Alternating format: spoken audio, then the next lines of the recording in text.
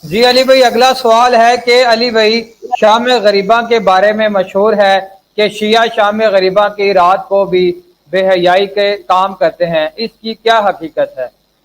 اس کی حقیقت یہی ہے کہ یہ بے حیا لوگوں کی پھیلائی ہوئی بے حیائی ہے، بس میں یہی کہوں گا۔ جاؤ پریکٹیکلی چیک کر لو کہ وہ کرتے ہیں کہ نہیں کرتے، اور اگر نہ کر رہے ہوئے تو پھر آ کے لانتے بھیجنا ان مولویوں کے اوپر جنہوں نے تمہیں یہ بتایا کہ شیعہ جو ہے 40 پارے مانتے ہیں۔ میں آپ کو بتاتا ہوں، میں بریلوی تھا نا، ہم جب چھوٹے چھوٹے تھے تو ہمیں بتایا گیا تھا کہ اہل حدیث جو ہے یہ رسول اللہ کو نہیں مانتے صلی اللہ علیہ وسلم، گستاخ رسول ہے۔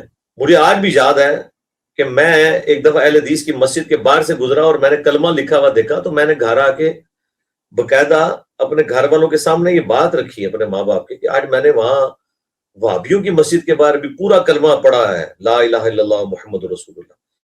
آپ اندازہ کریں کہ کس طرح کا زہر گھولا گیا تھا، ہمیں یہ پتہ ہی نہیں تھا کہ یہ نبی اسلام کو مانتے ہی نہیں مانتے۔ میں نے اپنی کبھی زندگی میں بھی کسی دیوبند یا اہل حدیث کی مسجد میں جماعت کے ساتھ تو دور کی بات، بغیر جماعت کے بھی کبھی نماز نہیں پڑھی تھی۔ جماعت کے ساتھ تو ظاہر ہے، ہمیں تو اعلیٰ حضرت نے بتایا ہوا ہے کہ مثل گرجیں، ٹھیک ہے، ان کی مسجدیں، تو وہ چھوڑ دیں۔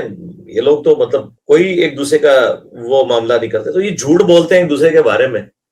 تو آج دیکھیں، اللہ کا شکر ہے کہ ہماری اس دعوت حق کی برکت سے سنی شیعہ تفریق کافی حد تک ختم ہوئی ہے، دراڑ فل ہوئی ہے، لوگوں کو پتہ چلا کہ کون سی بات حق ہے کون سی باطل ہے۔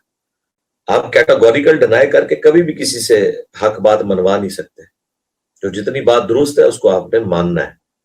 اس لیے آپ دیکھیں، ہم بریلویوں کی جتنی بات درست ہے وہ مانتے ہیں، ڈنکے کی چوٹ پہ مانتے ہیں۔ اہل حدیث کے ہاں تبرکات کے حوالے سے بڑی ایگزیجریشن تھی، بہت کیٹاگوریکل ڈینائی تھا۔ میں نے کہا نہیں، یہ تو زیادتی ہے۔ رسول اللہ کے جو اوریجنل تبرکات ہیں وہ تو صحابہ کرام ان سے فیض حاصل کرتے تھے، آپ کے بالوں کا دھون شفا کے طور پہ لیتے تھے، صحیح بخاری میں حدیث ہے، صحیح مسلم میں آپ کے کرتے کا دھون، لیکن اس سے بزرگ بابے ثابت نہیں ہوتے۔ ہم نے ان کا مقدمہ صحیح مانا اور جہاں ایگزیجریشن تھی انہیں سمجھائی۔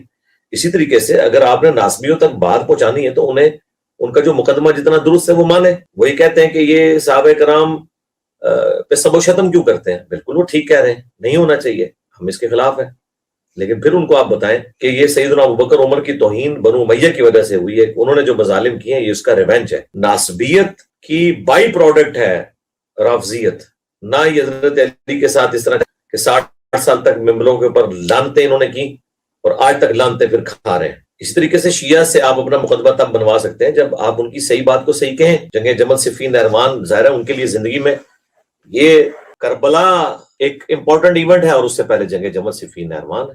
اس کے بغیر تو آپ ان سے بات اگلی کر نہیں سکتے، جہاں غلو ہے وہ آپ ہائی لائٹ کریں۔